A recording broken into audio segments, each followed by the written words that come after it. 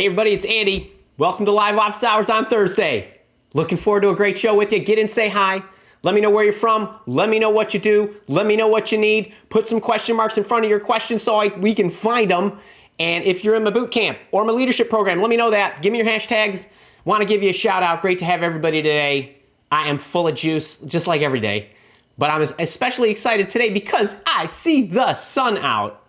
So hopefully the sun will be shining on your career. And my mother is in the house. Can we all say hey to Amelia? Hi, Mom. Love you. Just great to have you, Mom. Always nice when you come to your son's shows. God, I love this stuff. Okay, let's get rolling here. I'm jumping right into the Q&A. But not before I tell you, or I say congratulations to all of those people who were smart enough to open up my email on Tuesday, head over to my YouTube channel and engage in the video. I hope you all are enjoying your $300 or $500 courses that we gave you for free for doing that. I think we ended up giving about 3 dozen of them away because if you didn't get the memo, I just said, hey, I got this video on what you need to know about disclosing your salary. If you head over and engage in the video, I'll be happy to give you my $300 resume writing workshop. And a whole bunch of people did. But some of the people that did were in my job search boot camp. They already have that stuff. Or some people had the resume workshop, so we were giving other stuff away. Like, I don't know, boot camps and goal setting masterclasses and other things. So anyway, we got 3 dozen winners instead of 20. And hope you were one of them. Shout out to you. Let me know if you did win the prize. I know Kara was a little extra busy on Tuesday. All right, let's get in. Let's get rolling. Eric Towns, let's go to town on you, buddy. I see you are here. How to end or sign off strong in a video or interviewing. Parting words, thank you. Okay. My team is telling me that their blue wrenches are not there, and I'm not really sure why that is. But for those of you who do not know Kara and Stacy, we will need to fix that after the show. But Kara and Stacy will probably be letting you know about goodness that we have coming. I have no idea why their blue wrenches aren't there. But we'll fix that later. All right. Eric Towns, how to end or sign off strong in a video or phone interview. So I am always a big believer in first making sure that you are clear with them that you want the job. Now, you could go so far as to say I want the job, although I wouldn't necessarily do that because it depends where you are in the sequence. And it depends who you're speaking with and how the interview went and what the mediums are. So when I end a session, I always like to do a few things that are confirming some things for them, assuring some things for them, and then giving them a little close.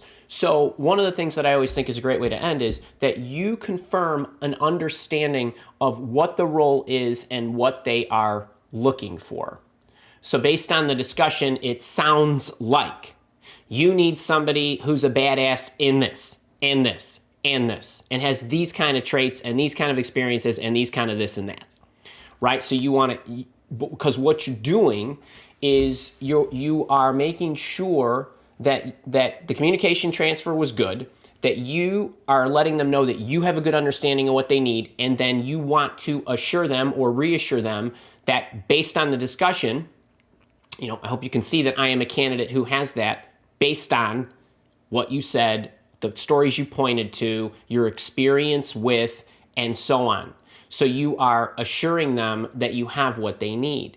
And then, based on that, I want to let you know I'm extremely excited about the opportunity and so on. And then you share your enthusiasm and your interest.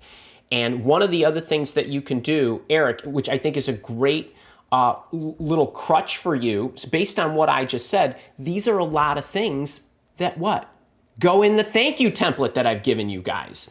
So why don't you check that out? One of the places you can get the thank you template is in the interview intervention book. At the moment, this book is still free. The digital package, the hardbound, all of the stuff that goes with it, the ebook, the audiobook, and some extras. And on page 83 of this book is the thank you template, the thank you process.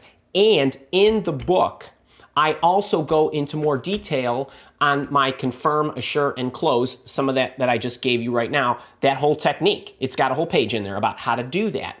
So you can grab that little package if you chip in $7 because I have warehousing costs and envelope costs and other things. But it's basically the same cost whether you live inside the United States where I am or elsewhere. I just sent it to you. It's $7. If you wanted the ebook on Amazon, it's $8.99 to put that in perspective. And so I would check that out. Or if you don't want to grab the interview intervention book, I have a thank you template that is a mirror of what's inside the book. Kind of for a quick grab and go. You can check that out. Maybe Kara or Stacy can put that in the chat. I don't know why they don't have their blue wrenches, but they should still be able to put stuff in there. So I hope that serves you, buddy, and lots of luck. Okay. Grateful for that question. Daniel Mahias from Ottawa. My man, how you doing?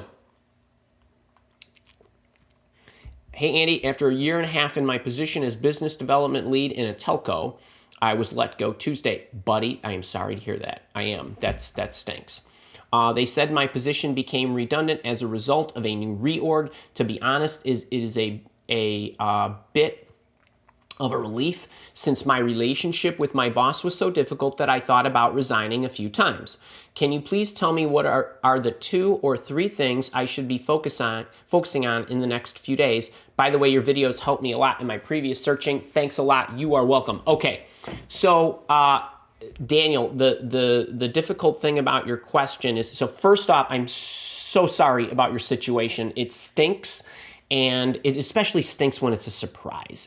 And even if we don't love where we are, let's be honest, right? People like choices. We don't like to be given the only choice, which is the door in this case for him.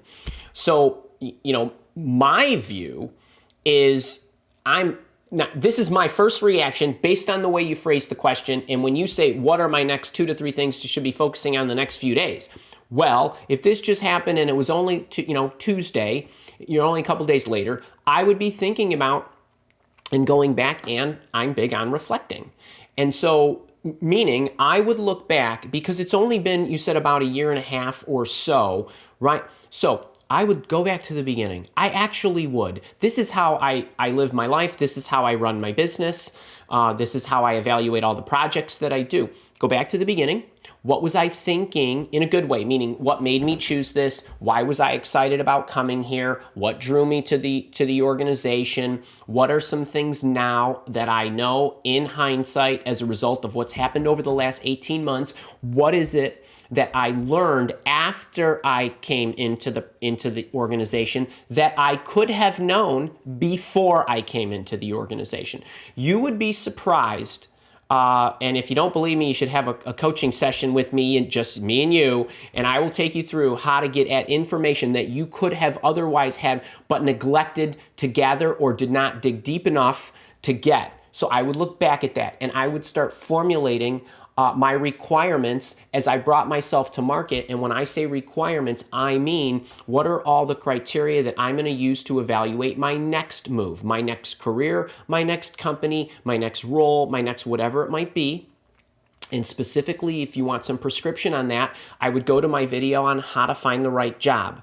So there's a video that I go through. It's I don't know, maybe 20 or 30 minutes on how to find the right job for me. Just search it, search on my YouTube channel. It'll come up, and I show you what I mean by breaking down your evaluation criteria, your list of needs.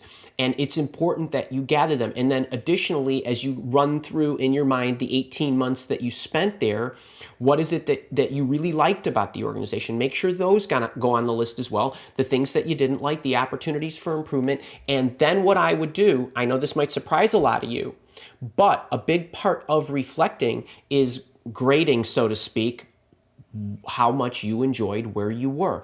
And the reason that I want you to do this is because imagine for a second you have a list. You've given your list weighted criteria, meaning this is the most important to me, it's a 10. This is pretty important to me, it's an 8. This is a 6. This is a 2, meaning it's really nice to have. It's not that important that it's present. And then I would grade my current employer, zoom, come up with a weighted number. It's going to be some number. The number itself won't mean anything at the moment, okay? But then as you bring yourself to market, you use that same set of criteria to what? Generate your list of questions that you're going to ask the employer. Hopefully you don't have any blind spots, right? We make great decisions when what? We have all the information, right? And it's accurate, right? If any blind spots or any misinformation causes us to make a less educated decision. So what you're trying to do is you're taking stock of where you've been, what just transpired, but do not let that influence your biases as you go and evaluate the next opportunity, because we don't want you to be mad. We don't want you to have a hangover, so to speak, from what just happened. This is a way to neutralize that. Then what I would do is as you bring yourself to market, I would start evaluating all the future opportunities and look at how they relate as far as the overall desirability compared to where you just were. It's a metric. It's not the only metric. But that's what I would be spending the rest of this week on. And you could bang that out in a day. You could. That's what I would do. You got to take stock. That's a great question. I love that one. Lots of luck to you, buddy. Sunny Moo. Recent grad and found your videos helpful. Quick question. What to do after the person viewed my profile but didn't reply to my message? So, here we go. Sunny, happy Thursday to you, or anybody else whenever you're watching this on some recording that I'm sure Stacy's going to clip up and put out into the on the internets. So I like this question. It's a little different than, hey, I'm looking at all these people who viewed my LinkedIn profile. We're not able to post. Oh, hang on a second. I'm going to try to log in as you. Okay. So if you see me providing you links, it's going to be Kara responding. I hope that you will, Kara, you'll be able to do that. We'll have to figure out what the heck went wrong with all the security settings that we did on our YouTube channel this week. All right, let's start the clock over again with Sunny. All right, Sunny. Andy, I'm a recent graduate student and found your videos really helpful. Quick question, what to do after the person viewed my profile but didn't reply to my message? All right, Sunny, I love this question, and I want to answer two things here. I want to take this in two dimensions because I know what a lot of you are thinking that are out there that, Andy, hey, somebody viewed my LinkedIn profile, should I contact them? I'm going and stalking everybody who is stalking my LinkedIn profile. What should I do? Well, the first thing is, for those of you that are not Sunny, if you are watching people who are looking at your LinkedIn profile, all I can say to that is stop it. Okay, don't pay any attention to who's looking at your LinkedIn profile. Okay, that is nothing. People will come across your LinkedIn profile for so many reasons, and the fact that they did not get back to you for any reason, it could be any number of things. Don't sweat it. You're going to work yourself up all into a frenzy, and it's irrelevant. And I, as an executive recruiter, we would go by lots of people's profiles because we were clicking through things. They didn't have certain things we needed. It doesn't mean anything is wrong with you. It just means that they didn't find you. And I'm talking about recruiters, that is, because that's what a lot of you get worried about. If a recruiter didn't contact you, don't even think about it. All right, that's for those people. For Sunny, if I sent a message and somebody looked at my profile, that doesn't mean anything either. So maybe you sent me a message and I clicked and it brought up your profile, and at the moment I didn't have time to respond to you. Maybe I'm not interested, right? So you don't know what it is. So either way, I would give them a week or so, see if they do then find the time that's more convenient for them. Maybe you caught them at a bad time. I blow through all of my messages very, very quickly. I don't respond to many of them. Same kind of thing.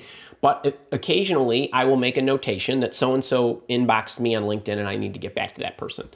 And then I might get back to them 2 weeks later, so you never know. So for you, wait a week or so, then send them another one. Just say, hey, I want to follow up on this to see if you're still interested. You don't have to say, hey, I saw you checked out my profile and I'm wondering why the hell you didn't get back to me, right? And that's it. And if they don't want to get back to you, they don't want to get back to you. And we don't know why, and it doesn't make any difference, and move on with your life. And Sonny, okay, I'm going to my cupboard early. If you have not seen this, it's my favorite little drawing that I think I got in one take. And Sonny, the reason I brought it out for you is you are in a funnel like this if you are looking for a job right now. This up top is you reaching out, just like you said here. I sent an email. I sent an email. I sent a LinkedIn connection request. I sent a whatever in, and no one got back to me. Okay, well, some people are going to get back to me. You're going to go back and forth with them. You're going to get some interviews. You're going to take a job. Now what happens, what I want you to know is you should be spending most of your time in initial outreaches because it only takes one. So if people aren't getting back to you, don't spend a lot of time and trying to exchange and chase them. Okay, you should be spending most of your time way up here in the 90% zone and very little time in here. And then if they do engage with you, spend a little time in here. But initial outreaches are the most important thing for you. And I wouldn't be spending a lot of time worrying about why they didn't get back to me. I really wouldn't. You're going to drive yourself crazy. Hope that helped. All right. So my team is telling me that they cannot get logged in as me. I'm not really sure what has transpired here. But if my team could do me a favor and Slack me the thing that I need, I will toss it in the chat. So it's kind of like a lone operator today. Actually, while they're doing that, team, do me a favor. Send me the links that we might want to share with them. And while you're doing that, put it in the live sessions channel.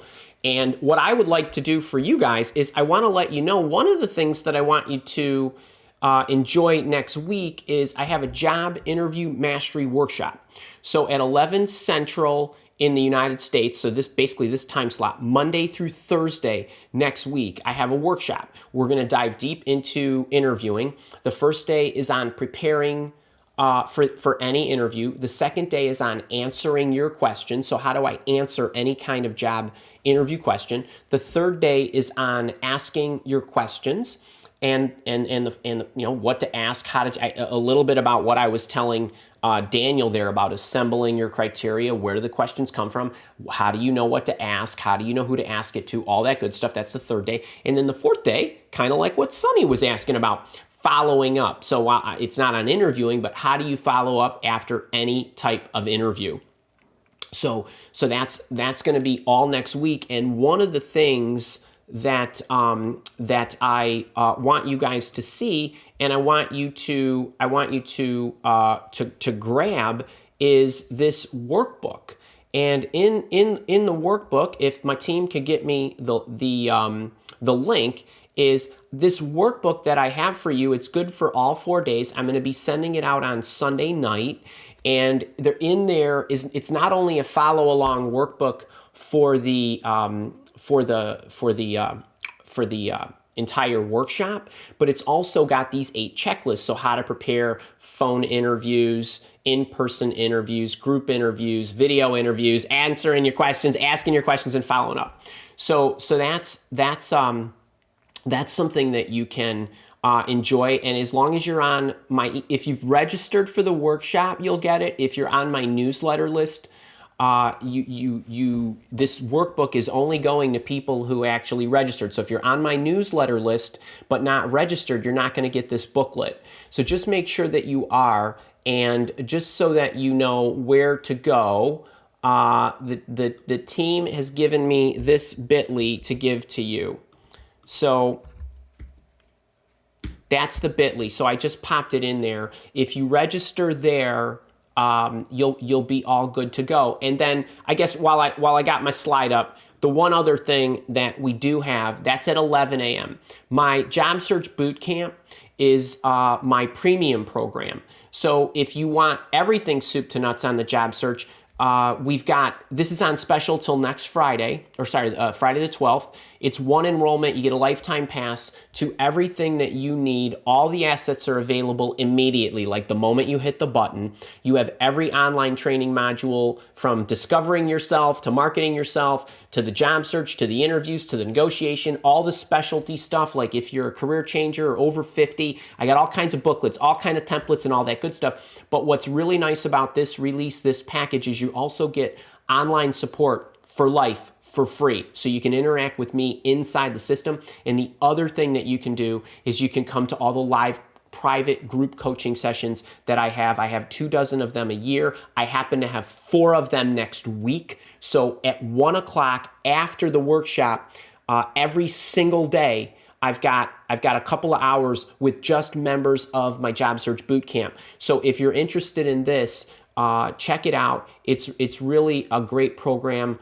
Several thousand people have been through it in more than 100 countries, ages 22 to 75, and are using it successfully. And so, if you're interested in that, let me see. I think the team gave me that one too, and I'm gonna pop that in there, and then let's get back on with the show. All right, so really great stuff, really great stuff. And then, of course, as I mentioned, grab this guy, and I think they gave me this link as well. And let me get this in here. And this is what it would be like if I was a solo practitioner. And thank God I have an amazing team. Okay, what do we got next? Jen Carlson.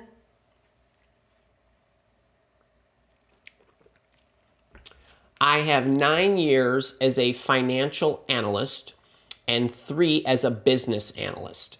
Earned an MS in applied data analytics with, I'm assuming you mean a 4.0 grade point average. Job postings want more business analyst job experience. How to get a job. Jen, let's see.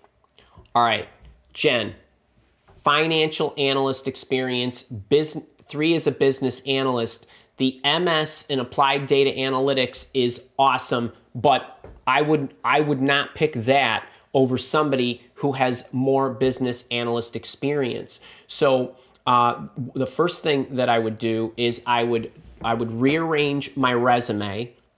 There needs to be a level of congruence between where you want to go, which is business analyst. Okay, you're settled on that. Awesome. The resume itself needs to highlight more of your business analyst accomplishments. So even though you have additional years as a financial analyst, in your profile, you want to highlight your business analysis experience, and you also have financial analyst experience. Your highlights should be more business analyst centric. So I would be moving all that up to the top. You can also put in your career profile that you do have a master's in applied data and analytics, right? That will help. You don't, even though your education is at the bottom of your resume, you can still pull your master's degree for all of you that either have concentrated bachelor's degrees that are highly relevant to what you're doing, or if you have master's degrees that highlight what you're doing, you can bring them up into the career profile. Don't bring your education section up unless you're making a career change. Okay, and that I'm not talking to the recent college graduates. I'm talking to a 12-year veteran or 10-year veteran like Jen. Then what you need to do is you need to make sure that your cover letters are highlighting that. But if you are trying to compete with other people who, let's say, are 5 years out of school and have 5 years of business analysis experience, you're going to lose. So how do you overcome that challenge? You have to lean heavily on your network. I would go check out my job search challenge video on the YouTube channel. Apparently we won't be putting links in there, but on YouTube, go check out my job search challenge video, because you're going to have to go that route. If you're going to go into the applicant tracking system, then what you're going to have to do is you're going to have to apply for very junior business analyst positions. That's what you'll have to do. So those are my thoughts. So how do you get a job? You get a job through brute force. Use the job search challenge techniques. For those of you that are in the job search boot camp, so that the blue slide I just mentioned, I have an entire career changer module that takes you through the 4 stages and the 12 steps that you need to go through in order to make switches like this. Jen, you can also look at my Career Changer, the free playlist that's on YouTube that will certainly have videos that will help you. But the bottom line is you're going to have to lean on your network. You're going to have to, you know your direction. Your resume is going to have to be congruent with your direction, and your interview stories are going to have to be congruent as well, which means you're going to have to package up a lot of business analysis highlights in your resume, and you're going to have to lean on your network, and you're going to have to get referred into organizations, or if you're going in cold, then you're going to have to make sure that somebody's open-minded, and the only way to know that is back to this guy, right, is up here. You're going to have to spend a lot of time up here. All right, so I hope that helps. That's a great question, Jen. I wish you a lot of luck. I know that can be a great challenge. All right, Priyanka, I want to know how I can get a visa sponsorship in the U.S. Okay, so with visas, one of the things that is, I'm going to make this short. If and only if you have a really in need skill, that's your best shot to get a visa in the U.S.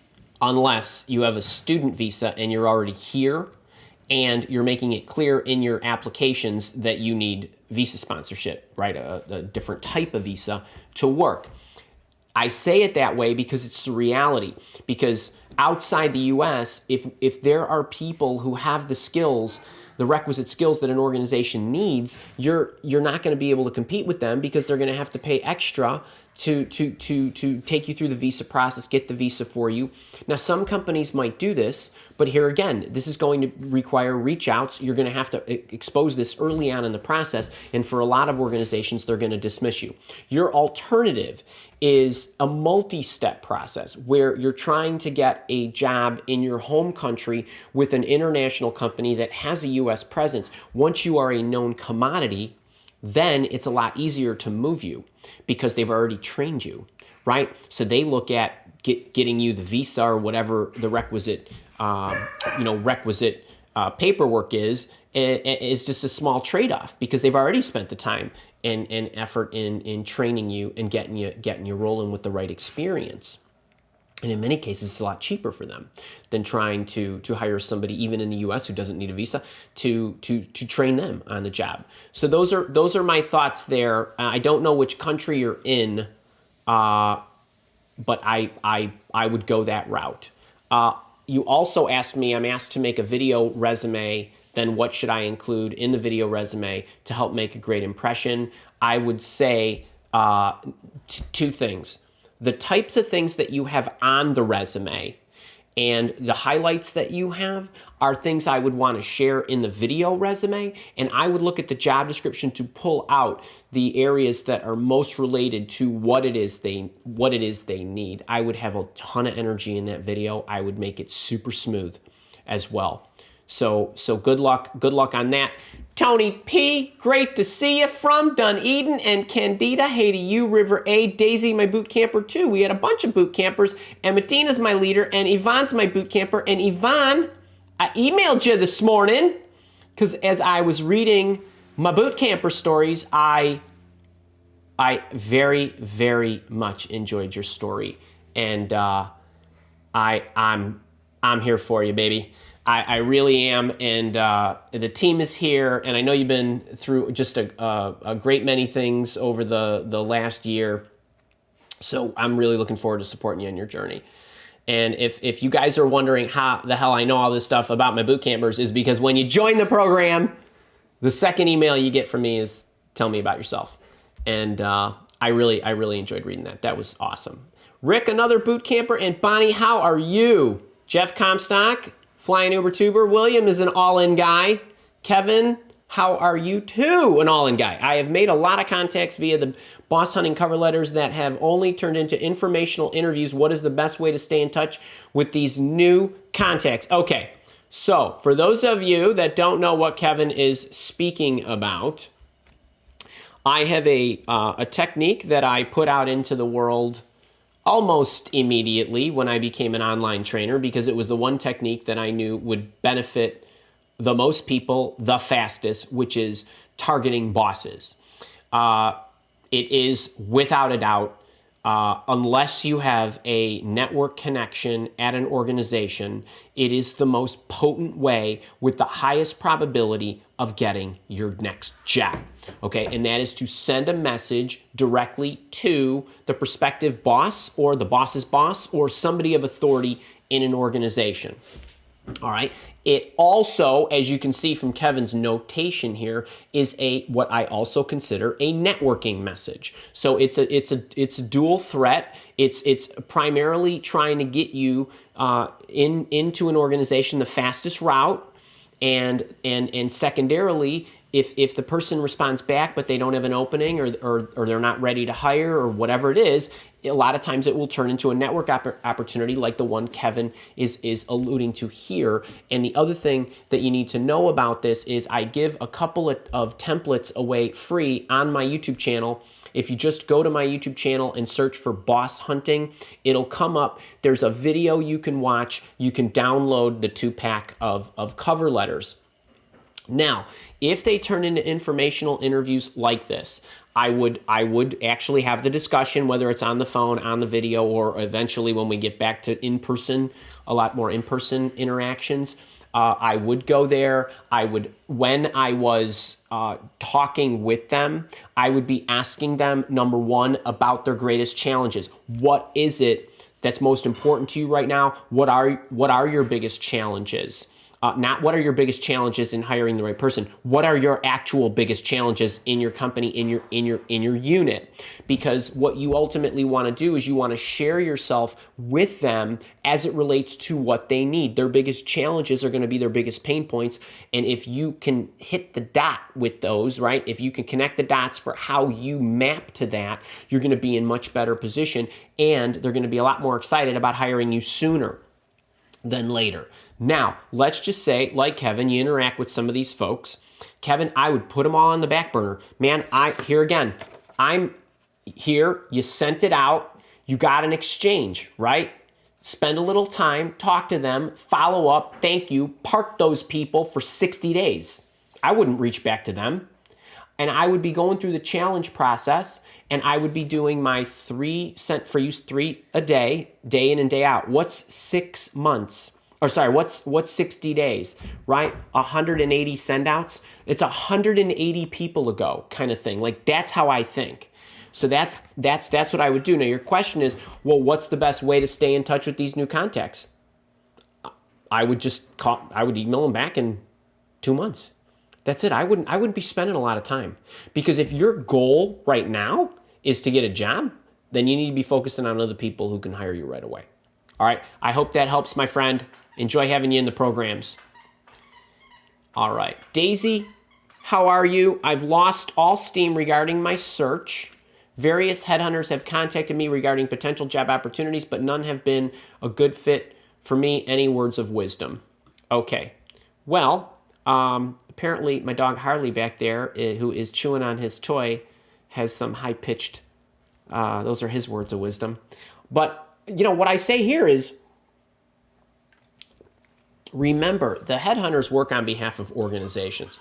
Could you excuse me? Hey, Lynn, would you mind helping us with our child? And normally at 5 o'clock every day, thanks, dear. Normally at 5 o'clock every day, he comes, he sits right here, and he's got his dolly with him, and he wants me to chase him all around the house. But apparently he's on lunch break right now, and he thinks it's, after he eats, he wants playtime. So Linda will take care of him. Okay, Daisy, let's start the process over again. Lost all steam regarding my job search. Various headhunters have contacted me regarding potential job opportunities, but none have been a good fit for me. Any words of wisdom? Well, first off, you don't lose steam when you stay in motion. Okay, so just like I told Kevin, just like I tell all of you, 3 a day, 3 in, 3 out, day in, day out, makes no difference. Saturdays, Sundays, holidays, you just keep going. Okay, so don't stop. That's how you don't lose steam, because when something falls off, What do you care? You got 28 other people you're juggling. It doesn't matter if they get back to you or not. Now, headhunters, I would not be putting a lot of stock in having, relying on headhunters to find you opportunities. If a headhunter connects with you, I want you to connect with him or her. I want you to share with them what you're about, what you're looking for, what you offer, all that good stuff. What types of roles do they traditionally recruit for? And how you can be of help to them if you're not the right fit. If a recruiter says you're not the right fit for this role or this role isn't suitable for you, a polished one will say it the latter way, then you say, okay, no problem. What kind of person are you looking for? Let me give you names. I'll give you my network. What else are you looking for? What else do you need? What does your company look for? What do the other recruiters look for? And you give them every name you can think of right then. Give, give, give.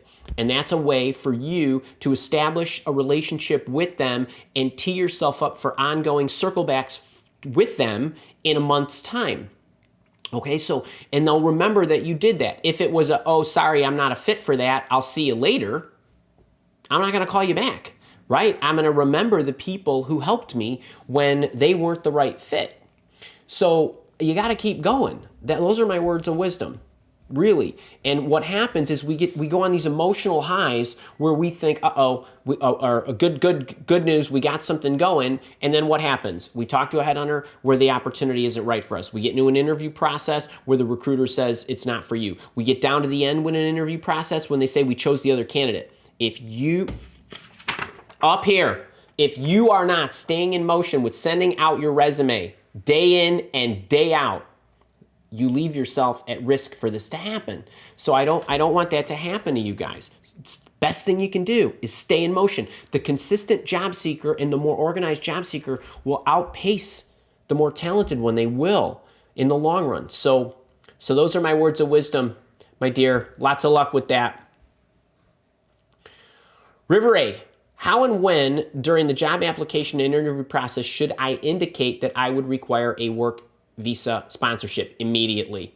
And if the initial application requires me to indicate whether I need sponsorship, should I reconfirm this during an interview? Yes. And just assume the employer would sponsor me if I get the job? No. Okay. This is great. All right. So on the visa sponsorship, Stacy, do me a favor, make a note, medley these two, okay? So when we clip them.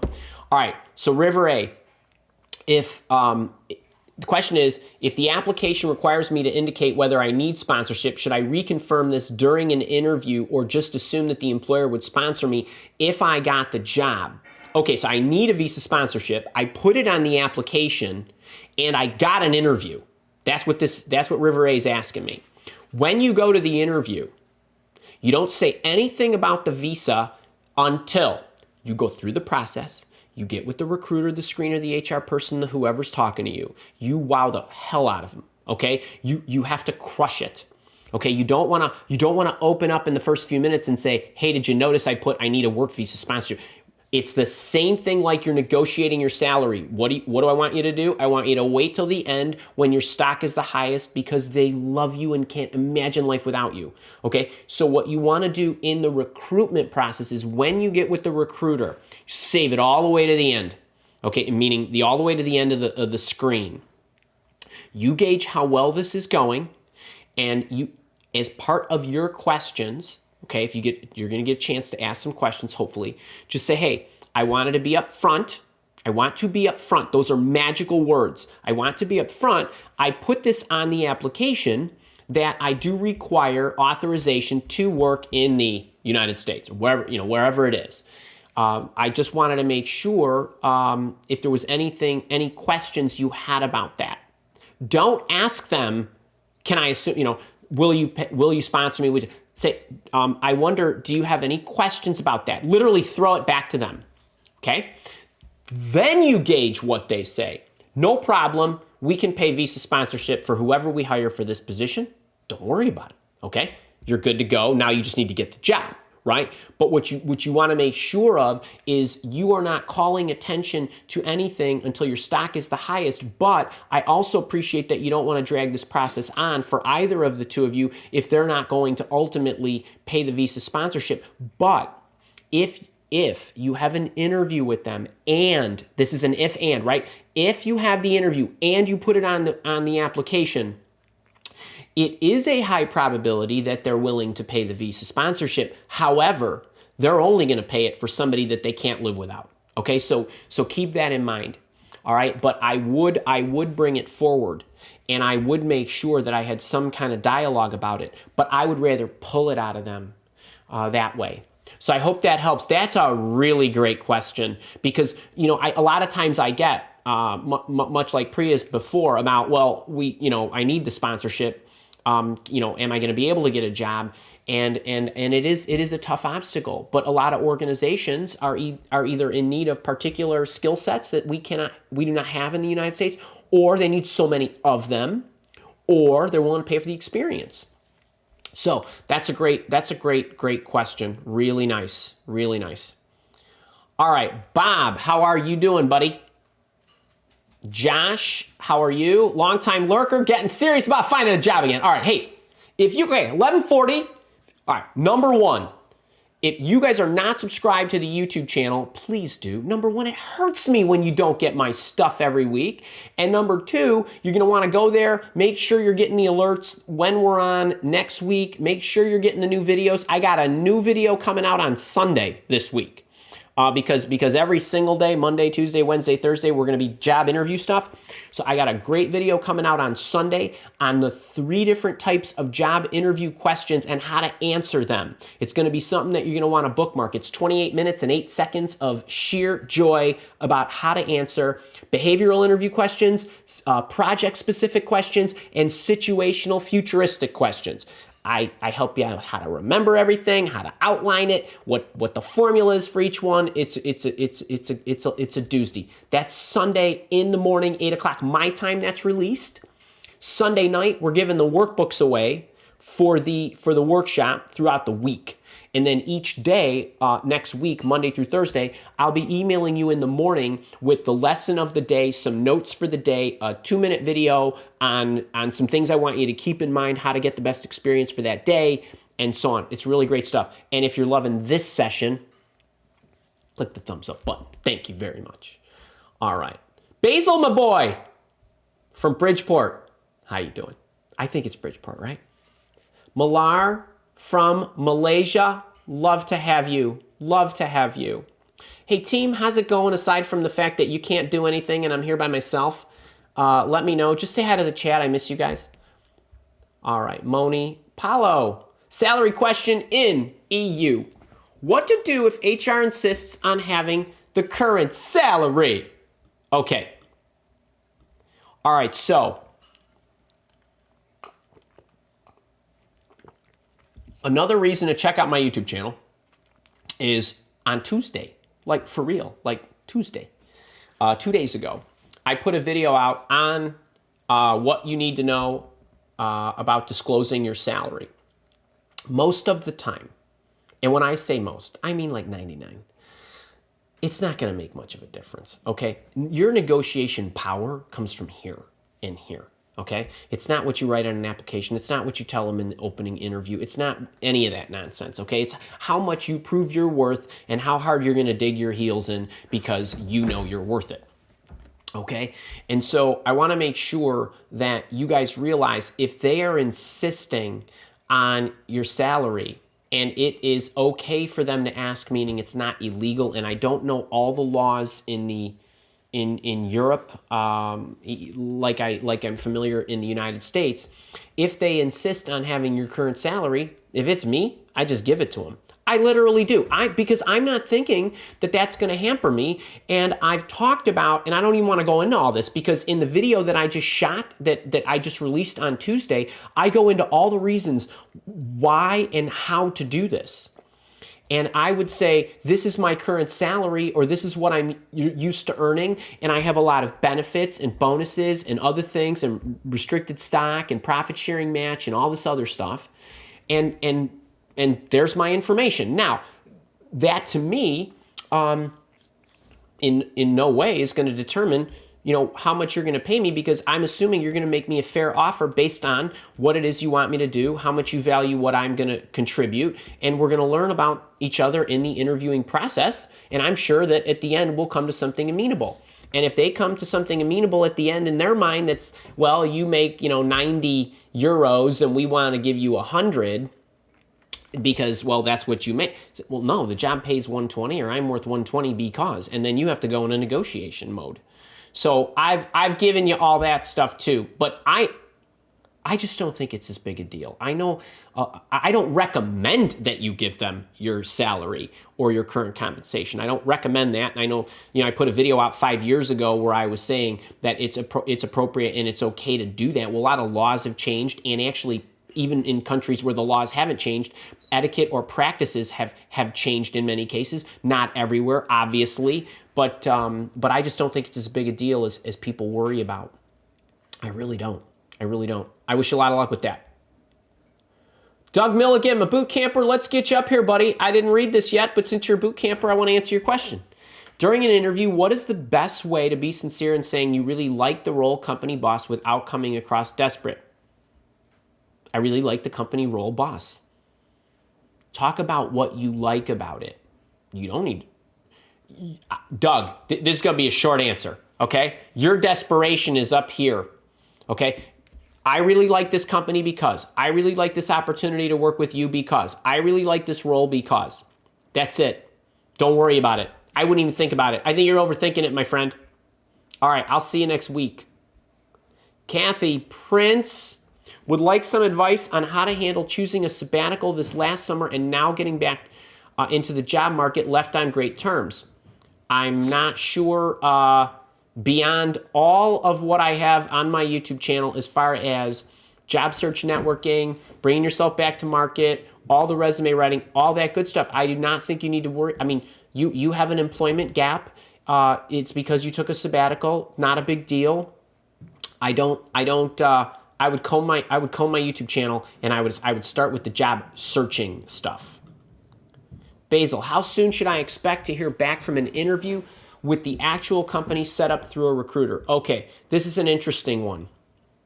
Okay, first thing, if any of you are interviewing via a third-party recruiter, like Basil is at least implying here, I'm assuming you mean that company does not work for that organization, so it's a staffing organization, whether it's a contract recruiter or whether it's an executive search firm. They should be the ones that mediate the logistics in 90% of the cases, okay? When MileWalk, my executive search firm, when we would work with our client to handle somebody like Basil, we would communicate with the client. I would call Basil. I'd say, okay, here's the schedule. We want to meet you Thursday at 4. Great, I'll set it up. We send the meeting notice. We make sure everybody has what they need. We make sure the paperwork is all in order in everybody's hands. And then off you go, and I'm the mediator. Some recruitment firms, they say, Basil, go ahead, just you interact with them and let me know. Now, if that's the case, that is a less desirable situation. Why? Because I'm going to make sure they get back to you, right? I'm going to call them. I'm going to pester them. Hey, I want you to get back to Basil, because if you don't get back to me so I can get back to Basil, he's going to lose interest in you. Like, I would say stuff like that, right? Like, so if you are doing the media, meaning you are communicating directly with the organization, then I need you to go to Session 4 of the Job Interview Mastery Workshop, which you have access to right now, and look at the follow-up techniques. You got to make sure that every time you're interviewing with somebody, you get what's the next step, by when is that going to happen, and who's going to communicate with me. And this is going to give you the information to know how long to wait to follow up when they exceed or below the deadline that they gave you. If they say, Basil, we're going to get back to you tomorrow, and they don't, you wait 1 day. If they say, Basil, we're going to get back to you in 7 days, you wait 7 days and then 3 more days. If they say, Basil, we're going to get back to you in 2 weeks, you wait 2 weeks and you give them another half a week, kind of thing. Like, so this is, I don't know what the situation is with this particular recruiter, but when I'm handling you, I would say to you, Basil, okay, as soon as you're done with the interview, you call me. You call me, you say, Andy, I had a great interview, this and that and the other thing. I say, okay, I'm going to call my client because that's how it works, right? You call me, I talk to you, I get all your information, then I go to them because they're going to say, well, how did he think it went? How's he like us? Kind of thing, right? Or they might have feedback that says we're not going to give him the job. Either which way, I will let you know that based on my experience working with this client, as soon as I get a hold of him, it usually takes him about. Now, I probably would have told you that because I probably would have talked to the client in advance and said, after this session, what's the timing if it goes well? And I would have some inkling. But I would manage your expectations, and then as soon as I spoke with them, which would be usually right away, but within 24 hours, almost certainly, then I would know. But your executive recruiter should be handling that for you.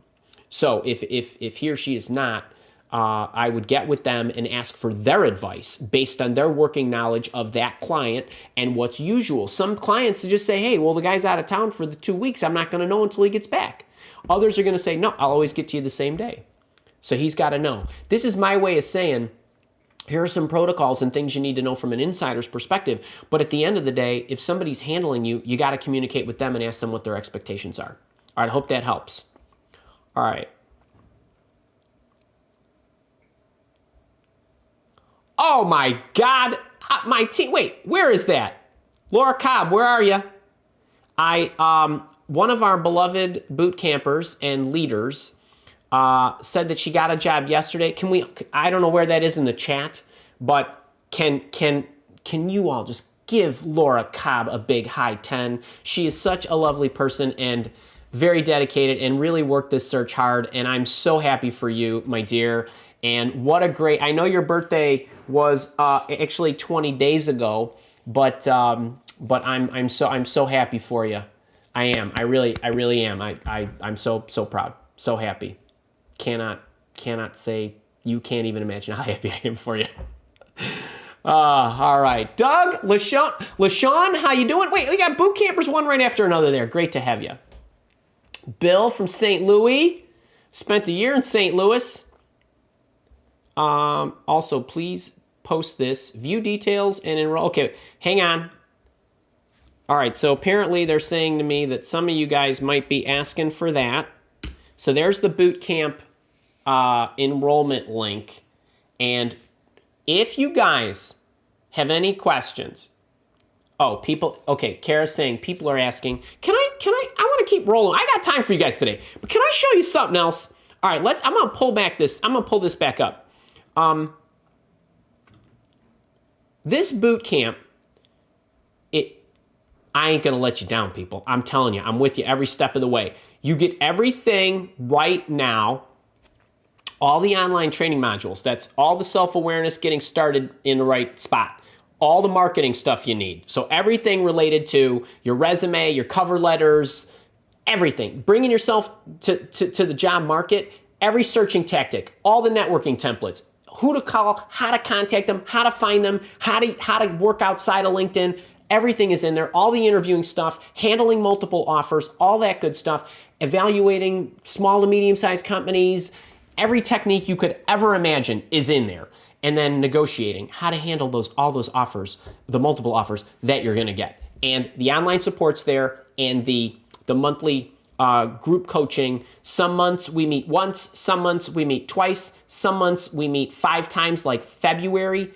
Next week, every single day, and the following Friday, we're meeting for private group coaching. And I do offer one-on-one coaching and resume reviews. But can I actually, let me see if I can.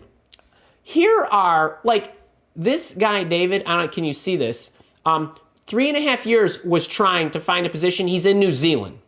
Within 6 weeks of the boot camp, he's on a new career path. I knew exactly where I wanted, what I wanted, and where I was going because of Module 1 in the boot camp. It's about direction. And, it just, 56 years old, starting in a new. This one I love from Sam. When I kept telling you guys about the 3 contacts a day, listen to this. I pushed to get those 3 contacts a day to stay on track. I worked my bum off. Did you see the part about here? I didn't fill one ATS application. Okay, didn't fill one, got 2 offers on the same day, 25% higher on the compensation. Folks, I'm telling you, you are not going to get a better deal out there for all of that. It is the best purchase you could ever make and invest in yourself. And I am telling you that for $500, that blue screen, $500 for all of that and all the upgrades I do forever, until I die, is the best career insurance policy you're ever going to get. And I've got some extra bonuses that I haven't told you yet, but if you're in the boot camp, I think you're going to like them. But next week, not only do I have the job interview mastery workshop at 11, but at 1 o'clock my time every day, we've got private boot camp coaching. Those will be Q&As. Sometimes I teach for 20, 30, 40 minutes, and then we do Q&A. But because there are a lot of new people and they've got a lot of questions, imagine if you could get in the program today, go through the modules, get your questions in order, and then you can come to the interview mastery workshop, and we'll be on for, say, an hour and a half to hour and 45 minutes. Then I need a little break to grab more coffee, and then I'm back at 1 o'clock, and we'll probably go from like 1 to 3.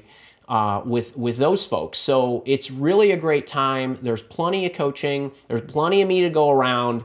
We ain't gonna let you fail. I'm getting I just grabbed those 2 messages. Every day I get dozens of messages in my inbox with people just like this that are crushing it, and you should be too. You should be too. Invest in yourself. And if you $500, if you earn 50 grand a year, 50,000, you make 25 bucks an hour. It takes you half a work week. If you only work 8 hours a day, it's 2.5 days. Think about that. If you invested in yourself, it's a one-time enrollment. And imagine if you earn 100 grand, right? It takes you half that, or 200 grand. Before lunch, before mid-morning on Monday morning, you earn enough money to invest in yourself, and you're gonna tell me that you and me can't beat you alone by 2.5 days?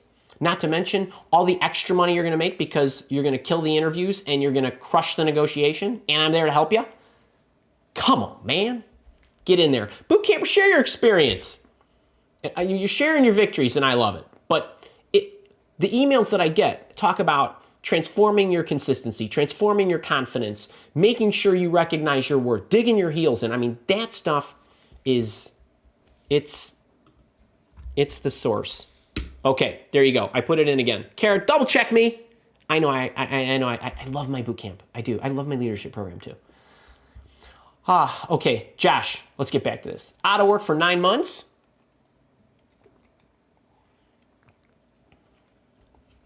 Okay, let's get this up here, buddy. Josh, all right, out of work for 9 months outside of a couple short-term temp gigs. These add industry, software, skill experience to history, but were poor experiences. Do I include on my resume? Okay, here's a good one. Let me help you all understand this, because I know some of you have been with me a while, and some of you are really new to me. But your resume, Josh, and everybody, is a marketing document. Repeat after me. A marketing document. It is not a work history document. Why am I so geeked up about this? Well, Josh, look what you just said to me. Been out of work for 9 months. Okay, that's the work history part, right? Except you also said, but I did some consulting gigs, right? That's what we call them, contracting or whatever they were, right? Over those 9 months. You gained industry experience, software experience, skills, and other things. You met people, all that's great. At the top of your resume, at the top of your professional experience section of your resume. So for those of you that don't know the Andrew LaCivita School of Resume Writing, you have a profile up at the top, a career profile, a summary, you call it whatever you want. It's an aggregation of you. It's your billboard. Then you have your career highlights. These are the powerful, specific accomplishments, 3. Then you, generally, most of you should go through it this way. Then you have your professional work experience, which probably starts about midway through the first page, okay? So for you, Josh, the top thing for you should say it's professional experience. Then underneath that, you could put Josh Inc. or whatever you want to, sole proprietor, consulting, initiatives, projects, whatever you want to call it. That's your company name, so to speak. Underneath, performed consulting services for in what capacity, performed project management consulting services for large manufacturing organizations. Okay, you kind of just tell them what you did. Sample projects include, and then boom, boom, boom, 1, 2, 3. And then you talk about what you did. Okay, and then you just say 2020 to present. That's it. I don't care how many you did. I don't care if it was 40 hours a week for 9 months or if it was 1 month, a month off, 1 month, a month off, 1 month, a month off. It's a marketing document. Just say, I'm consulting right now, and on top of the consulting, I'm looking for the right role, and these are the projects I worked on. Marketing yourself, okay? Marketing yourself. It works. Buddy, this is not even a problem in my eyes, okay? So you can paint that picture and you milk those projects for whatever they're worth, and you talk about the ones you've done, and if 2-week project here, 4-week project there, whatever it is, and you just say in between. And what would be really nice is if they say, okay, well, if that's not taking up all your time, what else are you doing? I'm educating myself, I'm taking certifications, I'm watching Andy's YouTube videos, whatever. You just tell them what you're doing, and hopefully what you're doing is helping you build skills and all that good stuff. So I got exposed to this skill when I did this particular project, and that enabled, and that I was really interested in it, so I wanted to learn more. Upbeat, upbeat, upbeat. You got this. You got this, man. Go. Eric, a position that I interviewed for with the screener in October, but not selected, has recently been reposted. Can I contact the screener to get feedback on the first interview or application? Okay, now you use the word screener and not recruiter. Now, if you meant recruiter, I would call the recruiter.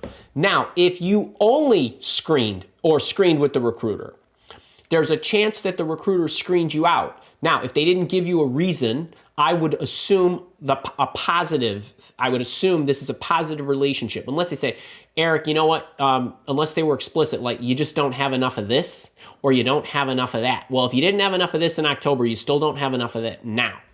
However, if you got no information, go back and say, hey, I wanted to reach back. I really enjoyed the conversation you and I had in October.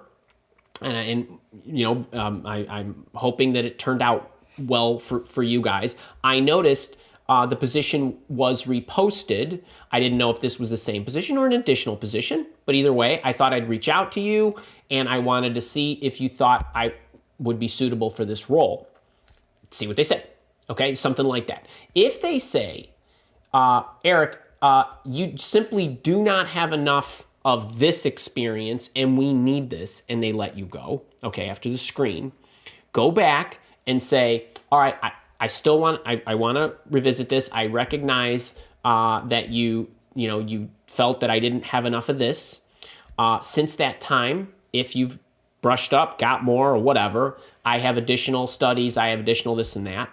The other thing, this happens a lot. Companies think I need, 4 years of experience. And what happened was they've been searching since October and they didn't find anybody that they liked, or they found somebody that they thought they liked and that person crapped out, or they're growing their team. They might have altered their criteria, meaning they don't have to have this much, they just need this much, right, kind of thing. Or we thought we also needed that skill, but we don't really need that skill. Since I don't know what the feedback is, I'm telling you go, and then whatever's appropriate for you to say, you say that. The short answer to your question is go back, for sure. The nuance is, okay, how you go back depends on what they told you and what the rationale was for why they didn't proceed. And if you don't have one, don't even say anything. Just thought I want to reach back. I saw it was reposted. Wanted to check in to see if I was suitable. But they might say, hey, this is great. We had a stronger candidate at the time. We'd love to talk to you. I go. No one can stop me. Remember that, people. No one can stop you from going. Gary, my boot camper, how do? Paridi, hey to you from Charlotte. Kathy Prince, good morning to you. Would like some advice on how to handle choosing a sabbatical. I think I just saw that. Tom Phillips, my boot camper. Mark G. Candida, hey. Berenda, Norway. Love to have you in the house. Followed every step you taught me in CV and cover letter. Thank you. I received 3 interviews in 2 weeks. Can we give Berendra Smith a shout out from Norway? So for all of you that ask me, well, Andy, does your stuff work in a different country? I don't live in the US, right? I live in Norway. I live in Finland. I live in Germany. I live in the UK. I live in Australia. I live in Canada.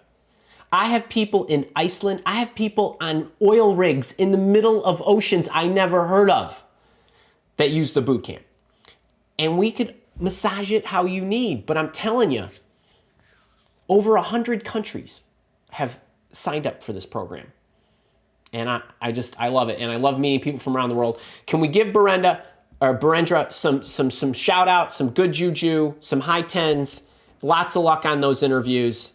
I love to hear that. Tanya Charlene, you are welcome. Lots of luck on that. Robert Peterson, hi to you, my all-in guy. Bare Bones, how do I get a management job without management experience? Okay, aside from your frighteningly, I don't know what the heck that Jurassic thing is, Bare Bones. So, you go watch my video on Stacy, can you Slack me what the title of the video is so I can call it by its proper name that we just released 2 weeks ago that I can't even remember because I titled it, I can't even tell you how long ago, about how to get the job without the right qualifications. It's really about how to get the job when you're almost there but you don't have it. Now, in your case, you don't have management experience. Now, my advice as your coach, do one of two things.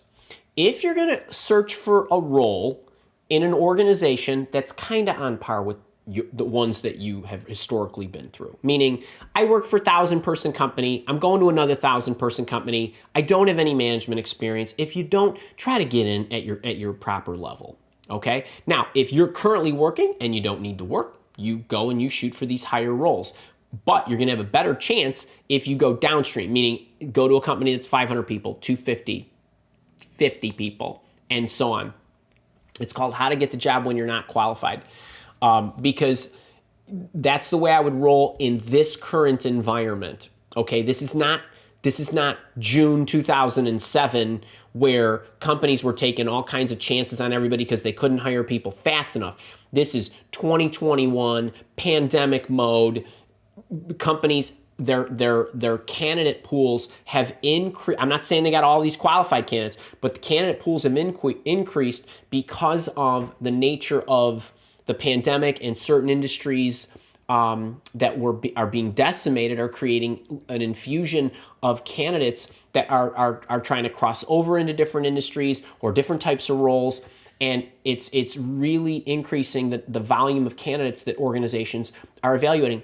Add to which organizations have opened the geographies of where they're interviewing people from. Meaning, I'm in Chicago, but if I run an organization and I'm used to now working remotely, I don't care if you live in Ottawa, right? Like, Canada, what's the difference, right? We get on a Zoom and we just, Stacy lives in the New Orleans area, right, kind of thing. Kara lives in Chicago with me. So, you have to remember that I'm also expanding who I'm looking at. So I don't need to hire somebody who doesn't have the management experience. Now, from a long-term career perspective, I would be looking at organizations where the propensity for career growth is there. Or maybe you were a great team leader, but just haven't had real, significant management experience. Then you have to play up your bread and butter and your other skills. But that's what I would do, and I would go watch that video called How to Get the Job When You're Not Qualified / Advanced Interview Techniques. Bare Bones, go get them. Carl Pettit. Andy, I will undergo surgery in 4 months and the recovery could be a month or more. Should I disclose this to a potential employer or is it none of their business unless they hire me? Okay, couple of things on this one. Now, one thing I would have liked to have known, Carl, is if you're working at the moment. If you are working at the moment, I would absolutely, under no certain terms, ever leave. Okay? So if you're going to undergo surgery and you work for an organization, I would get that behind me before I started looking. Okay? For a million reasons. But the disruption to your life, the health insurance, hopefully you've scoped out all the health insurance stuff and your doctors are in there, all that good stuff, right? So I wouldn't do anything. If you are unemployed, which is a possibility, then what I would do is I would make sure that they absolutely loved me. I would never say this until I was all the way down to the end. Now, if I'm down to the end, I would say there is something that has come up recently that you don't have to say you knew about. This has come up recently where I'm going to have surgery. I could be out for a few weeks, could be as bad as a month. Now, the way you couch this is, well, you could have surgery, be out a month, but you could still work, right? Like if I'm having foot surgery or I'm having something and I could still access a computer or whatever. So I don't, without knowing specifically what type of work you're doing, it's hard to say. But if it's something that you could actually do, but you need to be remote, then I would say that. But I will be able to work. I might not be able to work for a week or two, but I should be able to. I want to disclose that before we get started. And I would do that as the paperwork was being formulated for that they were going to hire me. I would not say that while they're still in decision mode. They have not executed the employment agreement, but they have decided that they will do that. That's how I would handle that. And I'm telling you this, it is their business. Because if you did that to me, you would not be at my company very long if you did not disclose that to me after you started working with me. Okay, I have no problem with you saying, I need a month off, but I want to let you know before we get into this. All right, you're being upfront and honest. All right, so I just be really, really careful. Be really, really careful. So that's my take on that. All right, let's see. Kara's saying from the chat, Jeff, LaShawn, Aslyn are looking forward to the workshop. Register. Okay, hang on. So, okay, here is the register for the workshop link. And we better make sure that we get this all down before next week because I am not doing this while I'm talking to you guys. All right, are you guys loving this? How many people here? I never check. 245? 239? I don't know, but I love you all. Hit the thumbs up button. Please share this. This stuff stays on the YouTube channel. By the way, have you noticed lately that last couple, 3 weeks or whatever it is? So you know how I answer all these questions during the live show?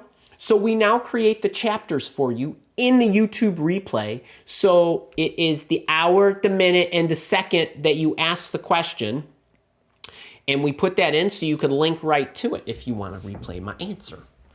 So I love that we do that. So the team is feverishly doing all of that while I'm hand waving and all that good stuff. All right, Gary, is it okay to put in your career profile international and local work experience? If so, where do you put it? Okay, Gary, did you ask me this in the system and I just have not gotten to it yet? I think it might be. Okay, so any of you like Gary that are global bigwigs, all you need to say, Gary, is international sales executive. Sales executive with international, for international company, global, worldwide. You just use the terminology, whatever it is. And once you are global, it is implied that you can work local. So that's all. That's all I would do. Then in your companies, if you have international experience, then be explicit. So it was responsible for international this and that. I would put it in the profile that way, right? And when you say for global companies, and then I would, in your major accomplishments, I would put that as well. If you were managing global units, or if, I was responsible for this in 17 countries, including, then you might want to list some of the biggies, whatever it was. Absolutely. I would put it in the career profile. I would be explicit about it in my professional work experience as well. Buddy, I hope that serves. Okay, 12:14 for you. So 74 minutes into the video.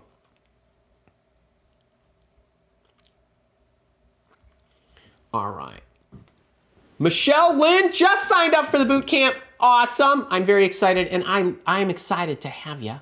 So from now on, put Pound Boot Camper in next to Michelle Lynn 2311 so that I can give you the shout out, just like Miss Marie from the other side of the pond, who is a beloved boot camper as well. Cycling Tronica. Kara, thankfully, is telling me that the full question is how to negotiate RSU, that's restricted stock unit, and other bonuses. Bonuses are prorated depending on fiscal year and start date. Bonuses prorated depending on start date. Therefore, we won't get paid part of the bonus if not negotiated. Okay, so first off, okay, that was the full question. So let me recap it. How do I negotiate restricted stock units and other bonuses? And Cycling Tronica is concerned because bonuses are prorated depending on fiscal year. That's common. And the bonus is prorated depending on the start date. Therefore, we won't get paid part of the bonus if not negotiated. That is technically true. So, meaning, so let's just put this in perspective. The restricted stock unit portion, that's straight negotiation. On your start date, you'll be granted some number of restricted stock units. They will be of a fictitious value at some point based on the stock price of your organization. You get 100,000 units at $10 a unit. You got $1 million to your name as long as you stay for a certain amount of time. They vest over periods, usually on your anniversary date or the first date of a quarter or the last date of a month or whatever. Whatever your schedule is your schedule. You negotiate that. That's negotiated. If you get into partial bonus payouts, so I got a $50,000 bonus, but I'm starting on July 1st, and you run fiscal year and calendar year in sync, which means in December 31st, I will have been here 6 months, and instead of my $50,000 bonus or whatever it is, I get 25. Okay, well, that's okay. I'm okay with that if I say that's the way it works. Now, you could say, well, I would like the first year, I would like credit for being here the entire year. That's one way of talking about it. You could say, I get a minimum guaranteed bonus of 50 grand as long as I meet these objectives. You could negotiate that any which way you want, meaning you could use whatever tactic. Okay, can I have a $25,000 sign-on bonus? Okay, can we call this a $25,000 back-end bonus that comes out of a different budget? Okay, whatever it is entirely up to you to negotiate. The companies are not bad because they're prorating your bonus. You weren't even there the whole year. So if you were supposed to get a $50,000 bonus annualized, you were only there 6 months, $25,000 it is, unless you decide you're worth more and you can convince them. So what we did, like, to give you a great example, we placed a salesperson one time. Guy started in September, okay, and they ran fiscal and calendar year. Now he was paid on commission. That was really salary, commission.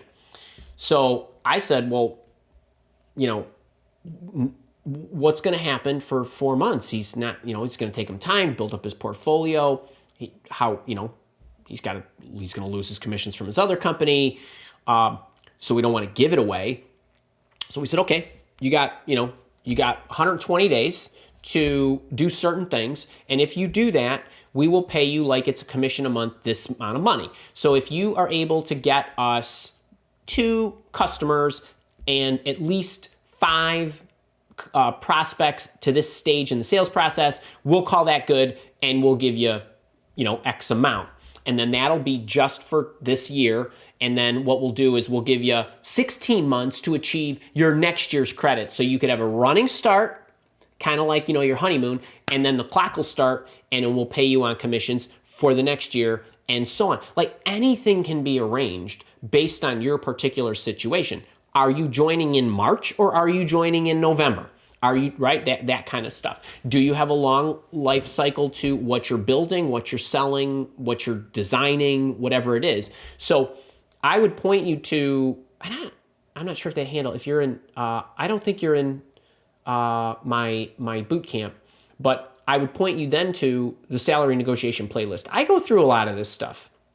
Not as detailed as I do in the boot camp and not all the nuances, but you should be able to glean a lot more on my salary negotiation playlist on my YouTube channel. I wish you a lot of luck. This is no different than anything else.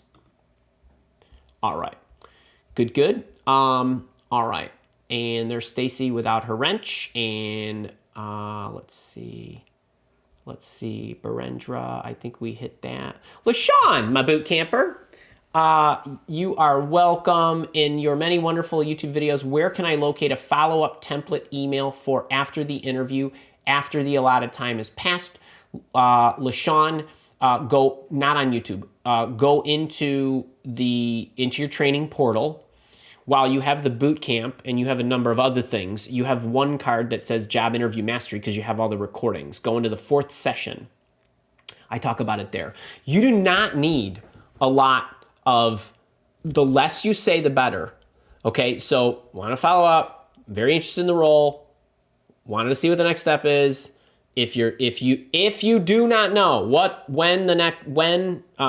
if you're not sure, if you don't have any update, do you at least know by when you will know, right? You're still trying, expectation management, that kind of stuff for yourself. Try that. Jody, my boot camper, and I thoroughly enjoyed your story this morning. Read it with my cup of coffee at some ungodly early hour, and I sent you that email that I hope you got. And yeah, I loved the story. I really did. I really did. So great. I read boot camper stories every day. I just love it. Ooh. Okay, Mark, what do we got here? St. Albans, UK, boot camper, leadership. Love it. Was invited for interview. Let's get this up here. So was invited for interviews. So can do the job. I love that. Didn't get the role. Okay, sorry. Company said, came from too small a company, very clear on the CV, the size of the org. Okay, what's the question? Is the question, are they lying to me? Is there anything else to the question? No, it looks like you're okay. Okay, folks, couple things. On feedback, there is straightforward, honest feedback. There is, I'm not really sure what to tell them kind of feedback. I'm not giving them any feedback. There's situation like Mark is in. I'm going to go way out and speculate here, okay? So just bear with me on this one. Like, if I go in, I work for a small company, and I go in and I'm interviewing for, it's a larger company, and they said this to me. What I'm guessing, okay? By the way, I'm not pulling this out of my caboose here. I'm speculating based on over 20,000 interviews that I've either conducted, witnessed, debriefed, or whatever, when people say things like this, is I would have hired you, Mark. This is code for, if you would have totally crushed the interview and shown me that some of the things that I have biases about for people who come from small companies, and you would have eradicated those issues and totally changed my line of thinking, I would have hired you. But you didn't do that, and that's why we're not hiring you. Okay? So remember, when I say, and what Mark's alluding to in his parentheses is, I say to you in this book that if you were invited in for the interview, you are qualified for the job. And Mark, I'm with you. I believe you could do this job. Okay? Then it becomes a matter of, can you convince the people you're talking to that you can do the job? Can you convince the people you're talking to in relation to the competition you also have to do the job? So somewhere in the latter couple of things I just mentioned, you hadn't overcome those. And so they gave you that. And as your coach, I tell you, wait, I'm sorry, I can't do this fast enough. Right, get over it, move on. Get over it, move on. That wasn't for you, okay? And you know what? You and I will work on that, and we'll figure out, go back, reflect, think about, oh man, I wish I had my note card about mock-ups and interrogation. So Mark, one more point for you, because you're a great dude and you're in the programs. Folks, when you look at the job description in the company and you go in, now in Mark's case, he's a smaller company guy and it's a larger company. You have to look at yourself, not you being you, but you looking at you objectively. What are all the things that they might not like? okay? What a lot of us do, Mark, I'm not saying you did this, but what a lot of us do is we say, okay, I'm going on total offense, right? Because that's what I want you to do. I want you in offense mode. I want you in sales mode, right? I can do this and I can do this, and here's how I'd handle that, and let's get into your future, and so on and so forth. But you also have to be ready for what's everything that they could complain about. Okay, so I would be saying, obviously as you can see, I come from a smaller organization, but what that's enabled me to do is you have to be ready for packaging your answers with slight modifications to eradicate their biases before they have them, or before they bring up the issues. So what I recommend is that you interrogate yourself and you look at all the holes. Where don't I match? Oh, I only have 7 years of experience. They want 10. Now, they might not even bring it up. They might say 7's enough. But they might say, well, we're really looking for somebody a little bit more seasoned. You know what? It ain't the age, it's the mileage, right? Kind of thing, right? 1 year of my life in my business is like 10 years for these other trainers, depending on how much I do, what I do, how much I see, how much interaction, how much lifetime I have with you guys, right? 1 year for me is like a dog year, right? So how do you combat that? All right, wait, I don't have enough this. Okay, hang on, I don't have that particular skill, but I got these other skills. Or I don't know that product, but I know these products. Okay, you gotta be ready for that kind of thing. So this is just a good technique. And by the way, that video that I talked about earlier about how to get the job when you're not qualified, I talk about that in there. I would highly recommend that you watch that. For any of you that have slight gaps when you go in, where don't I match up? Mark, that's a great question, man. I wish you a lot of luck. I would not be, move on. I'd move on mentally. I wouldn't be spending a lot of mental energy on that.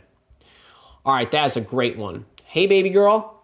Hey, one other thing, speaking of baby girl, you guys, on Instagram, I put 2 videos out a day. So I actually think, Stacy, let me know, I have more videos on Instagram than I do on YouTube? And I have 400 and some odd public ones on YouTube.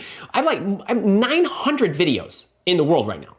So, if you're loving that stuff, or if you're loving the video content, and on Instagram, I keep them for like 1 to, 5 minutes. There's a few that are bleed into like the 6, 7, 8 minute range, but most of them are short and powerful, and they're like little QA styles like this. There's some other ones, but yeah, it's really great. If we are not connected on LinkedIn, let's get connected. If you're not following me on YouTube, make sure you subscribe. If we're not connected on Instagram, let's get connected on Instagram. I love that platform. I'm on there the most.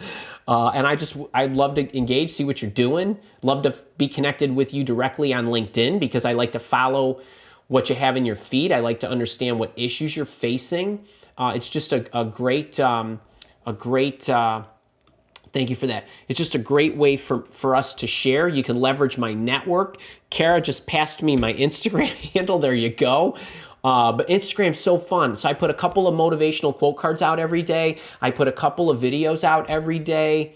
A few other things slip in there. You might see some dog pictures and a picture of me and my wife on an occasional date. But it's really mostly about the education for you guys and support that you need. So let's get connected. I love this stuff. I do. David, I won. Awesome. Wait. Okay. Here's another thing. David is referring to, he must have got a resume workshop or a goal-setting masterclass or a boot camp or something. Open up the dang emails, and if you're not getting the emails, make sure you're subscribed. And if you have an Apple ID, we're having some issues with the Apple IDs. Let us know, and we'll try to get get us over to a Gmail or a Yahoo or a Hotmail or an Outlook or an MSN or something else, so we can actually get these emails. So I just said, first 20 people who get over there and engage. I love it. Rebecca. Oh, my new boot camper. Is it Mashid? Let me know how to pronounce your name. You just joined yesterday, which means tomorrow you're going to get an email from me. Please share your story with me. When you share your story with me, tell me exactly how to pronounce your name so that I never mess it up. All right. Lizard on a stick. Going through a series of interviews this month. After 6 months, very sparse. All right, good to hear. Tim Biddle, a guy with 20 years experience looking to do something different. How do I convey that I'm willing to accept a lower salary without appearing desperate? Love this question. Okay. All right, Tim. So in any of you, there are a lot of you, and dare I say, and I say this with a huge smile on my face, okay? I do, because I said this to Jody. Jody, if you're still here, I think I said it to you in your email this morning, the one I sent you, that there will come a day, mark my words, January 28, 12:29 local time, that all of you, if you have not already, will experience a moment in your life then what you're doing is not enough. Why am I still doing this? How did I get into this industry? How did I get into this job? Right? Maybe you're 22, you roll into something, you start earning a little money, kids pop out, now it's about the family, now you're held hostage by the company and the paycheck and all this stuff. And before you know it, you wake up and you're 45 and you are like, I want more, right? I woke up at 38, I wanted more. I woke up at 50, I wanted more, 49, give or take. And there will come a day when you will question what it is that you're doing. You will. And you will be Tim, and you will say, I got 20 years of work experience and I need to do something different because I ain't loving this. Okay, there will come a day. There will come a day. Mark my words. Okay, you may continue out and you may push through. And I call that being afraid to change, and you'd rather live with the misery than the unknown. Okay, but I am telling you, for those that are brave like Tim and brave like Jody and brave like a lot of you, when you go into these situations, you need to impress upon them your criteria. Why is this important to you? I'm here because I have a passion for, I'm interested in. And the most important thing for me is getting in with a great company. What's the rush, right? I'm confident that when I get in and I will do a great job and you will reward me appropriately and you will give me the opportunities, but it's more important to me to be in this line of work or to be serving that or something happened to me because. Okay? And so I recognize that I'm probably more experienced as far as the number of years go than other people that have more experience doing that. But then you go into sales, right? But I bring a lot of all this other stuff. But, and if you're concerned about me being, overqualified, overpaid, over whatever, I'm open to what you think is the appropriate, compensation level based on what I can do. And if we get to a point where you don't feel like, you still think I'm overqualified and you don't think you can reach me from a compensation standpoint, we can figure that out then. But for right now, let's have the conversation to see if we're right for each other. Then you fast forward, you move down the road. Now you're through the interview process. Now they want to hire you because you're Tim and you get great coaching and you apply it properly and you go and you get the opportunity and they say, well, we're a little reluctant because we're a little concerned and we're here and you think you're there or you want to be there or you currently earn this or that. So you know what? Either I'll take it, or if you decide you don't want to take it, then you don't just trash it. You say, all right, is there a way that we could augment the role so that I could do more for you that would make it, that you would feel more, that it be more appropriate to raise the compensation to align with the value that I actually will contribute? Meaning, can you increase the scope of responsibilities? Are there other things that I can do for you? Are there variable opportunities? Tell you what, you don't have to give it to me. Let's say we make up that 10K gap in incentives. If I do this, you pay. If I don't do that, you don't pay. There's a million ways to skin this. Okay, and do not assume for 1 second that a company is closed off about that. Okay, you don't know until you ask, and assumptions are not your friend, and they are really never your friend in negotiations. Okay, so Tim, I hope that works, buddy. Lots of luck on that. People are now asking for people are asking for this, and don't mind the little text in there. That's my LinkedIn URL. If you can't find me on LinkedIn, we got bigger problems. All right, videos 3. What? Stacy, there's only 325 public videos on YouTube and only 465 public videos on Instagram? 790? Let's crank a few more out, baby. By the way, if you throw my blog in there and all the articles, there's well over 1,000 posts of all of this stuff. All right, well, Stacy, come on, man. We gotta pump a few more out. Actually, we have a backlog. What's the backlog we have? How many hundreds of videos are not out in public? Tell me that. All right, where'd I Debbie from Florida. Priyanka, that's like the 4th time you've asked me that. Marina, how are you? LaShawn, you are welcome. All right, I see that. Highly favored, how do? Kara's missing a blue wrench. Tim, I got that. Mike Rose, buddy. Hang on, I need to see this. This is a super dude right here. Yes, you are a boot camper and you're an all-around awesome dude. Again, thank you again for the one-on-one help for my panel interview. If you do not know what he's talking about, I do this in the one-on-one coaching sessions. This man put a 40-minute presentation together for an hour-long session, 40-minute presentation, 20-minute Q&A, and I helped him with that. He did 99% of the work, but it's a great presentation. 7th day, no response, sent a quick email asking if any decisions. Now I am awaiting 14 days, and second and last brief email on the decision. It's a little surprising because of how far down you were, right? This is like toward the end, tail end. Presentation was, the paperwork was great. So I don't know why, why they're not getting back, and I would call them. So, by the way, this advice is for Mike only because I would not always say this, but he was through a lengthy interview process with them. In that case, I would have tried to get, when I left, manage my time, manage my expectations. How long before you guys make a decision?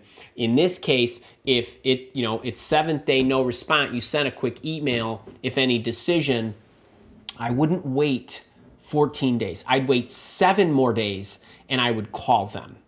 I would actually call the recruiter because this is it's different. When you invest a lot of time, it's like, all you guys out there that are not married, you're in long-term relationships and you break up with somebody, and do they text you to break up? If you date somebody for 2 years, you better call me or meet me in person or something like that. Let's hope they're not breaking up with you, buddy, but I would call. I think they owe it to you to call you. And if you weren't chosen, but what they owe you is a timeline as to when they will decide. So I would call them. And if you said 7th day no response, I don't know if you're in, like, how far into the 14-day waiting period you are. If I'm 10 days in, I probably would just call. So if it was like, if today's the 7th day, that can't be the 7th day. This has got to be. I'm trying to think when you and I met. I would just call them. I would. I really would. It's not desperate. It's you. They owe it to you. That's etiquette. All right. Lots of luck, buddy. Let me know how it goes. Jerry, my boot camper.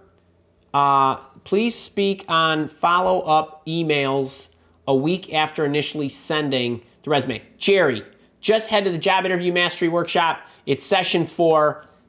Follow-up emails should just be a simple, you need to know what's the next step, by when, who's going to contact me. That tells you when to follow up, what to say, who to follow up with, and so on. I would send a very quick email. Just want to check in, I'm enthusiastic about the role, want to know what the next steps are, when the next steps are. All right, baby girl, developed a relationship with a recruiter, interviewed 2 times. Recruiter sent bad news, not moving forward, sent rejection email, no response. Please help, it worth following up. I would not. If you sent the rejection email, and if you don't know what baby girl is talking about, I have a video out there on how to get the job after being rejected. It's a phenomenal tactic, and it works a lot because every day I get emails from people who send it and get jobs, either for the role they were interviewing or for a different role in the company. So if you interviewed with the recruiter and you interviewed 2 times, meaning I interviewed with the recruiter 2 times and you sent the rejection, it's not as potent because the rejection message is highly effective after you've met a number of people. If you haven't met them and you haven't invested time and energy with them, then I would not be spending any time. I would just move on with my life in that case. All right, so let me see how we doing. All right, I have got to roll, folks. Real quick, I want to say, if you are not in the job interview mastery, if you've not registered, just go to the milewalkacademy.com. It's right up at the top, and just click it and register. And that'll put you on the newsletter as well. Subscribe to the YouTube channel. You'll catch the replay. Stacy will load up the chapters sometime today, right when this thing gets synced up on YouTube, right after we're done. And then Stacy goes in there and puts them in. And now Kara's telling me, Doug Day, I used your do you have any reservation questions in an interview yesterday and uncovered a soft requirement I then addressed 5 hours later. They invited me into a final round. I wish I could pull that up. Hang on. Oh, hang on. Okay, wait. Pause. I'm not leaving before I say this. So let's go full circle here, right? So when we started this process, Eric Towns, okay? How to end sign off strong in a video or phone interview. Now, one of the things that I mentioned about this tactic here, about the tactic in the book, about my confirm, assure, and close, and part of that is the do you have any reservations about hiring me? Okay, so I would ask that first. Then I would go into confirm, assure, and close tactics. All right, so Doug said that he used the do you have any reservations about hiring me tactic. In that case, in that interview, he surfaced a reason why they would not hire him, which was a soft requirement, which he addressed, and then he got called back. If he does not ask that question, he does not know that's what they're thinking. That could have cost him the final round or the job or whatever.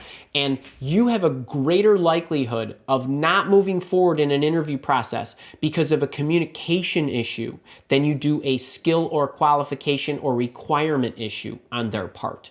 Misunderstandings, didn't have time to investigate it, they didn't ask the right questions, you didn't know they needed the information. This is a safety net. So while this isn't necessarily what I would have told Eric in the beginning, right, because that isn't the powerful how I want to end it on a zing, but it is a second to last check that you need to make.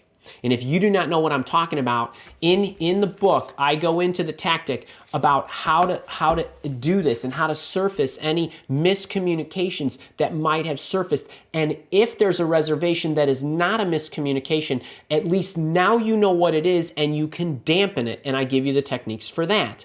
So, I mean, there can be a reservation that is a legit reservation, but you want to be able to dampen it and soften it in their mind. So that's great stuff. Doug, I'm so happy for you. Let me know how it goes. Eric, I hope that helped you too. And I was in the middle of my saying goodbye. But you guys, make sure you subscribe to the channel. Click the thumbs up and share it. Go to the Mile Walk Academy. Breeze through the page. There's a lot of stuff there that is free as well. And if you want to get in the boot camp, it's on special until next Friday. So it's on special until I think the 12th or whenever it is. And we also have a coaching session that day with the boot campers. All right, Stacy, you need to get working on getting me some more videos out there. Let's dump them out on Instagram because I need to be over 800 here soon. All right, you guys be great. Can't thank you enough for your time and attention. I love doing this stuff for you. And I'll see you in your inbox on Sunday or on the YouTube channel on Sunday with that video. I'll see you Monday through Thursday next week at 11 a.m. for everyone. And with my boot campers at 1 p.m., I hope you can make some of those 16 hours of live coaching. Really enjoy it, folks. Have a great weekend.